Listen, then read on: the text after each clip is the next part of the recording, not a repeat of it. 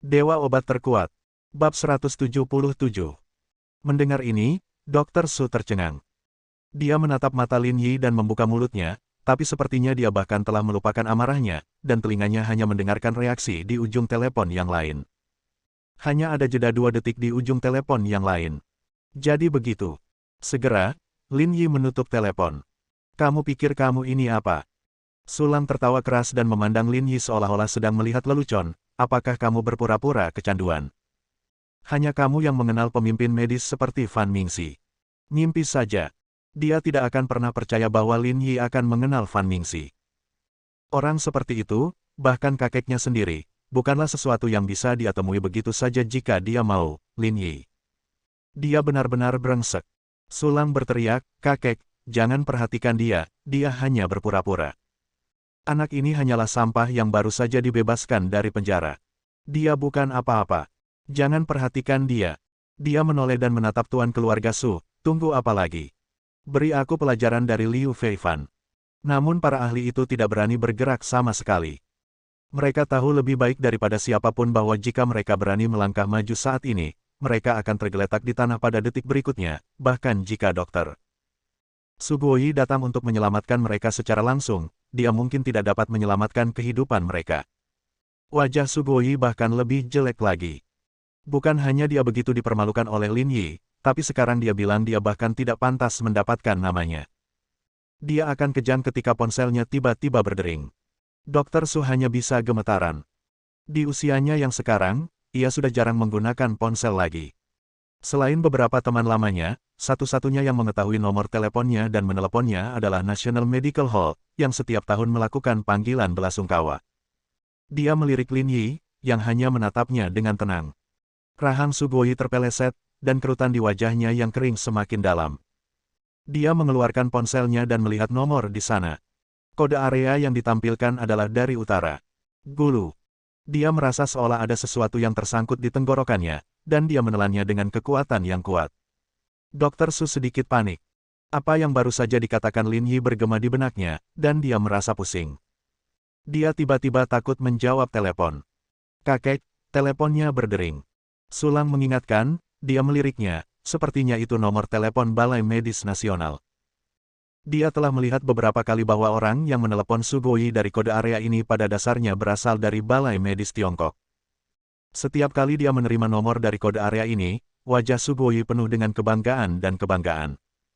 Namun, ini adalah pengalaman paling mulia dalam hidupnya. Su Guoyi mengangkat telepon dan menjawab panggilan itu. Dr. Su, tolong ganti nama Anda. Anda tidak boleh menyinggung perasaannya. Di ujung lain telepon terdengar suara Fan Mingxi.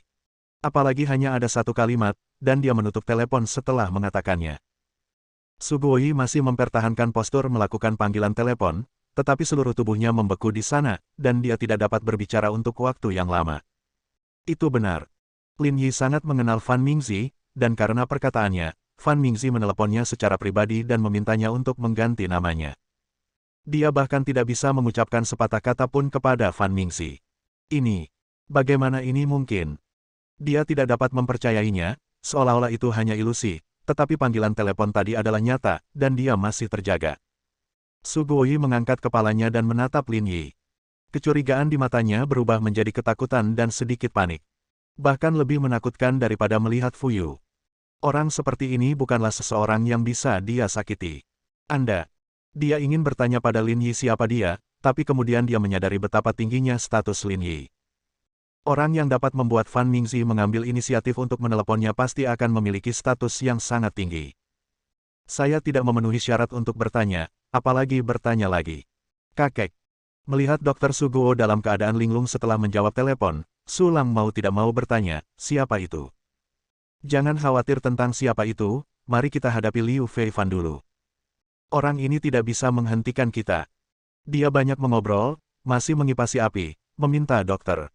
Su memberi perintah untuk memberi pelajaran pada Liu Feifan, Lin Yi dan yang lainnya. Tapi Su Guoyi tiba-tiba berbalik menatapnya, mengangkat tangannya dan menamparnya. Bentak. Tamparan ini keras dan keras, mengubah bentuk wajah Sulang yang sudah bengkak. Ah! Sulang menjerit dan berguling-guling di tanah, wajahnya penuh keterkejutan, mengira Dr. Su telah memukul orang yang salah. Bagaimana dia bisa melakukan sesuatu pada dirinya sendiri? Kakek, kamu memukul orang yang salah. Saya Sulang. Wajah Sulang dipenuhi kesedihan dan kesakitan, kamu ingin membunuh Liu Feifan. Su Guoyi memasang wajah dingin. Dia ingin membunuh Liu Feifan, tetapi dia tahu bahwa dia tidak dapat menyentuh Liu Feifan sekarang. Jika dia berani menyentuh Liu Feifan, keluarga Su akan hancur. Kemarahan dan keengganan berputar-putar di matanya, namun dia tetap tidak berani mengambil tindakan. Diam. Su Guoyi meraung sangat marah sehingga Sulang segera menutup mulutnya dan tidak berani berbicara lagi. Liu Feifan, kamu baik-baik saja. Dia menoleh ke arah Liu Feifan, pantas saja kamu tidak menganggap serius keluarga suku. Ada orang yang melindungimu. Kamu benar-benar kuat. Saya, keluarga Su, tidak mampu menyinggung perasaan Anda. Dokter Su tertawa, tetapi senyumannya kaku dan emosi di wajahnya sangat rumit. Dia tidak tahu harus berkata apa. Ayo pergi. Su Guoyi menghela nafas dalam hati. Dia tidak pernah merasa malu seperti hari ini. Kakek. Sulang buru-buru memanggilnya, wajahnya memerah. Dia tidak tahu apa yang terjadi, tetapi dia tahu bahwa Dokter Su tidak mau menyerang Liu Feifan hari ini. Masalah ini tidak bisa diselesaikan, tapi ada masalah lain. Dia berbalik dan menatap Ye Qiansui, yang berdiri diam di sana. Dia adalah Ye Qiansui. Bukankah kamu memintaku untuk meminta maaf padanya? Mendengar ini, Su Guoyi berbalik dan menatap Ye Qiansui, yang berdiri di samping Lin Yi, dan tiba-tiba merasa pusing. Apakah dia Ye Qiansui? Orang yang baru saja berjalan bersama Lin Yi dan terlihat sangat dekat dengannya, apakah dia Ye Qiansui? Menurutku tidak perlu meminta maaf. Dokter Su Guo berkata, mereka tidak akan menerimanya. Dia tiba-tiba merasa bahwa keluarga Su akan segera berakhir. Kakek. Sulang tercengang dan tidak mengerti apa yang sedang terjadi. Tapi Su Guoyi tidak melihatnya lagi, berbalik dan pergi, dengan cepat menghilang di depan pintu. Apa? Kamu belum mau pergi? Xiao Dao maju selangkah dan berkata dengan wajah dingin, apakah kamu ingin tinggal? Sulang tidak berani tinggal, jadi dia berteriak ketakutan dan buru-buru mengejarnya. Melihat mereka semua pergi, mata Liu Feifan masih sangat merah. Dia tidak menyangka Su Guoyi datang ke Tianhai secara langsung hanya untuk memberinya pelajaran dan membantu cucunya Sulang melampiaskan amarahnya. Liu Feifan tersenyum lebar hingga menangis. Dia benar-benar sedih, seolah dia merasakan apa yang dirasakan ibunya ketika dia diusir dari rumah dan hampir menangis di rumah. Jangan menangis. Ye Qiansui mengulurkan tangan dan menepuk kepala Liu Feifan dengan lembut, merekalah yang salah, dan merekalah yang harus membayar harganya. Dia melirik Lin Yi dan bertanya, benarkah? Lin Yi mengangguk. Liu Feifan, mereka akan memohon padamu suatu hari nanti. Pada saat yang sama, ketika Su Guoyi masuk ke dalam mobil, tungkai dan kakinya mati rasa, seolah-olah dia kehilangan kesadaran. Tuan rumah. Tuan yang duduk di belakang merendahkan suaranya, tapi dengan sedikit ketakutan, orang itu barusan tidak bisa diganggu. Bab 178. Su Guoyi menoleh ke arahnya, dengan ekspresi agak rumit di wajahnya. Tidak boleh dianggap enteng. Dia tidak tahu bahwa dia tidak mudah diganggu. Ketika Fan Ningxi, pemimpin Balai Medis Nasional, meneleponnya, dia yakin akan hal ini. Tuan, kekuatan orang itu sangat menakutkan, sangat menakutkan. Sangat menakutkan dia akan membunuh kita dengan mudah. Su Guoyi memejamkan mata, bersandar di kursi, dan menghela nafas, tiba-tiba tampak jauh lebih tua. Penyelesaian. Keluarga Su mungkin akan hancur. Bukan saja dia tidak meminta maaf kepada Ye Qiansui dan mendapatkan pengampunannya, bahkan Guru Fu pun sulit menjelaskannya, tapi sekarang dia telah menyinggung Lin Yi lagi. Dia tidak tahu siapa Lin Yi, tetapi berdasarkan pengalamannya yang hampir 70 tahun, dia yakin bahwa Lin Yi mungkin lebih sulit untuk diganggu daripada Tuan Fu. Keluarga Su sudah sepenuhnya tamat. Kakek, kenapa kita pergi? Sulang masih sedikit marah. Mengapa kamu tidak memberi mereka pelajaran? Dia tidak berani mengatakan apapun setelah ditampar oleh Dokter Su, tetapi mengapa dia tidak menamparkan Liu Feifan? Su Guoyi meliriknya, matanya penuh kekecewaan. Untuk pertama kalinya, dia merasa cucunya benar-benar tidak berharga. Selain menimbulkan masalah, apalagi yang Anda lakukan? Sekarang, keluarga Su sedang dalam masalah, dan dia bahkan tidak menyadarinya. Kakek, kamu diam. Dokter Su tiba-tiba berteriak. Matanya seperti es, yang membuat hati Sulang tiba-tiba tenggelam, berhenti bicara. Sulang mengangguk kosong, tidak berani mengeluarkan suara lagi. Dia tidak tahu apa yang terjadi pada Sugoi. Ekspresinya berubah seperti ini setelah dia menjawab telepon. Dia tidak bisa mengerti. Sepanjang jalan, mobil sangat sunyi. Mata Sugoi terpejam, seperti pohon mati. Satu kalimat terus bergema di benaknya. Keluarga Su sudah tamat. Di pabrik pinggiran kota. Liu Feifan dan yang lainnya terus berlatih, dan suasana hati mereka tidak terpengaruh oleh kejadian ini. Dia tahu betul bahwa dia harus menempuh jalannya sendiri, dan betapapun sulitnya masa depan, dia harus bertahan.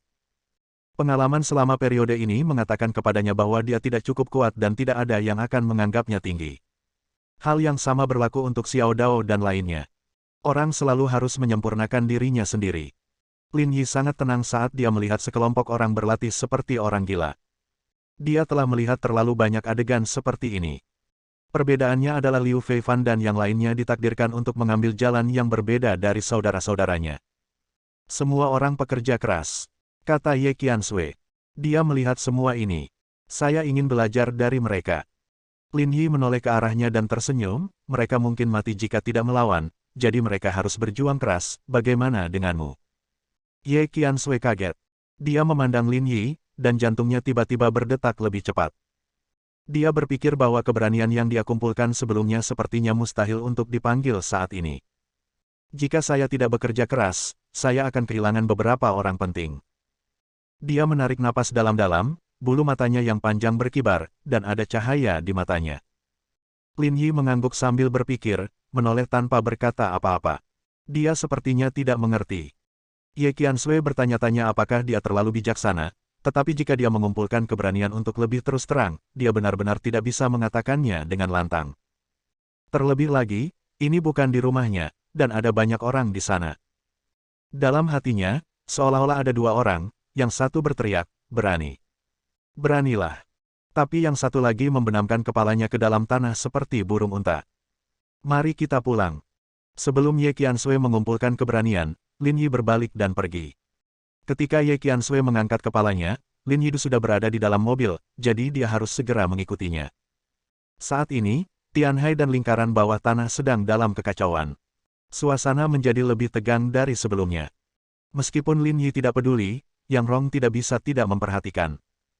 Sejak Fang bersaudara kembali, mereka telah membunuh Liu Feng dan Qi Yun satu demi satu, dan bahkan Qi Feng dan Jin Ming di ibu kota provinsi dibunuh olehnya. Ini menunjukkan betapa kuatnya keluarga Fang sekarang. Dan setelah Fang Long menemukan Nan Sanxi dan menyuruhnya keluar dari Tianhai, pertempuran antara Tianhai dan lingkaran bawah tanah ibu kota provinsi sepertinya dimulai seketika. Ketika Nan Sanxi kembali ke ibu kota provinsi, dia segera mengundang semua orang besar ke sana. Saya pikir Anda semua tahu tentang kematian Qi Feng, dan Anda semua telah melihat betapa kuatnya Fang bersaudara. Dia memandang orang-orang yang hadir dan mendengus, bahkan ketika saya pergi ke Tianhai untuk berbisnis, dia mengusir saya. Apa maksudnya ini? Ini menunjukkan bahwa dia sangat percaya diri. Beberapa orang besar mengerutkan kening. Semua orang tahu bahwa Nan Sanxi pergi ke Tianhai bukan untuk melakukan bisnis yang serius, tetapi hanya untuk membuat pengaturan terlebih dahulu untuk merebut sumber daya Tianhai. Inilah yang dipikirkan semua orang. Tapi sekarang Fang Long berbicara langsung, menyebabkan Nan Sanxi berguling. Jika kekuatan di ibu kota provinsi seperti mereka ingin campur tangan di Tianhai, keluarga Fang adalah hambatan terbesar. Langit dan laut adalah benda tanpa pemilik, bukan milik keluarga lain. Nan Sanxi berkata, keluarga Fang ingin menempatinya sekarang, apakah Anda setuju? Dia mengetuk-ngetukkan jarinya di atas meja. Ngomong-ngomong, saya dapat mengungkapkan kepada Anda bahwa saya membeli industri abu-abu Yang Rong dan menghasilkan jumlah ini dalam waktu kurang dari sebulan. Saat dia berbicara, dia mengulurkan 3 jarinya. Dalam sekejap, mata orang-orang besar yang hadir berbinar. Meskipun Tianhai adalah kota kecil, namun lebih dekat ke laut dibandingkan ibu kota provinsi dan memiliki pelabuhan terbesar di masa lalu. Kondisi geografisnya tidak sebanding dengan ibu kota provinsi. Bisakah Anda menghasilkan banyak uang hanya dalam 1 bulan? Jika mereka mengatakan tidak serakah, maka mereka tidak dianggap anggota lingkaran bawah tanah. Apa yang diandalkan oleh Fang Long? Seseorang angkat bicara dan bertanya langsung tentang hal yang paling penting. Fang Long berani melakukan ini, dia memang percaya diri, jadi apa yang dia andalkan? Ada 4 tuan di sampingnya. Nan Sanxi berkata, saya sudah memeriksanya. Dia membawa keempat tuan itu dari utara. Saya pikir mereka pasti dipinjam dari kekuatan utara tertentu. Tidak mungkin mereka benar-benar mengorbankan hidup mereka untuknya. Setiap orang adalah rubah dari tahun lalu. Mereka sangat pintar. Secara alami, terlihat bahwa jika mereka adalah orang-orang Fang Long tidak perlu terlalu cemas. Dia sekarang sangat ingin membersihkan Tianhai dan mengusir pasukan di ibu kota provinsi. Bukankah karena tuannya dipinjam dan harus dikembalikan? Selama kita berurusan dengan keempat tuan itu, keluarga Fang tidak perlu takut. Saya mengundang Anda ke sini sekarang hanya untuk menyampaikan pendapat Anda. Nan Sanshi mempertahankan sikap sopannya dan tetap anggun, kamu tidak boleh terlalu serakah. Inilah yang saya pelajari di Tianhai. Oleh karena itu, saya bersedia berbagi lingkaran bawah tanah Tianhai dengan semua orang. Premisnya adalah kita harus menjatuhkannya dulu. Berbicara tentang ini, jejak keserakahan muncul di mata setiap bos besar. Mereka telah lama mendambakan lingkaran bawah tanah Tianhai, terutama pelabuhan terbesar, yang memberikan kemudahan bagi bisnis abu-abu mereka. Ini semua sudah jelas. Melihat sepasang mata yang penuh keserakahan itu, Nan Sanshi memiliki senyuman di wajahnya, tapi hatinya dipenuhi dengan penghinaan. Bagaimana? Dia berkata dengan tenang, ini adalah satu-satunya kesempatan. Jika tidak ada yang bergabung, jangan mencoba mencuri apapun dari saya setelah selesai. Bagaimana cara membaginya? Orang yang duduk di seberangnya berbicara. Bersambung.